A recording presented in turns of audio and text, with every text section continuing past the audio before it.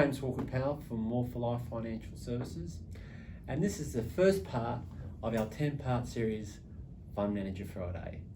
And we've got one of the best fund managers, or the best BDMs that I know, Michael Jaeger, and he comes from Generation Life.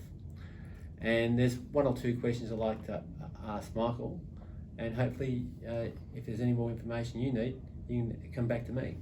So Michael, Generation Life has got two main products.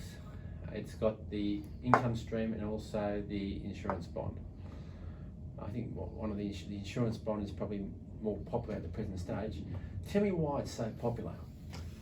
Well, thanks, James. The investment bond or insurance bond is our core business, and there's been a real renaissance in that product environment, and there's some really good legislative tailwinds. You know, the changes to superannuation, changes in the tax environment, and the investment bond really lends itself to estate planning, tax planning, and opportunities for an advisor like yourself to collaborate with estate planning lawyers, accountants, and take a holistic approach to your client affairs. So that's very popular. So what's the taxation deal with the insurance bond?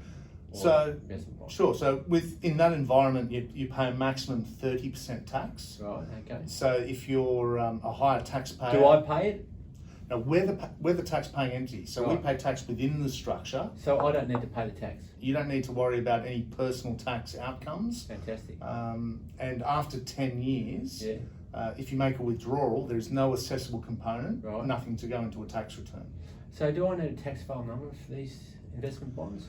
We don't request the tax file number. We're the tax-paying entity. Right.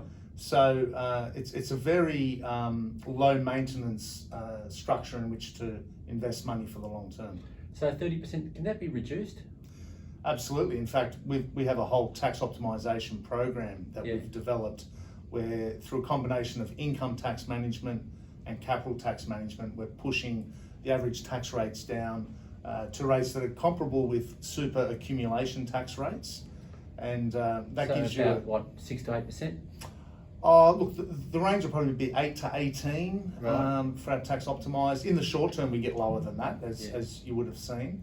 Long term, we like to use a more conservative range. Right. But the compound benefit of reducing tax and leaving more funds invested over the long term is quite powerful. Fantastic. Well, folks, that's Michael Jaeger from Generation Life, and that's Fund Manager or BDM Friday. Cheers.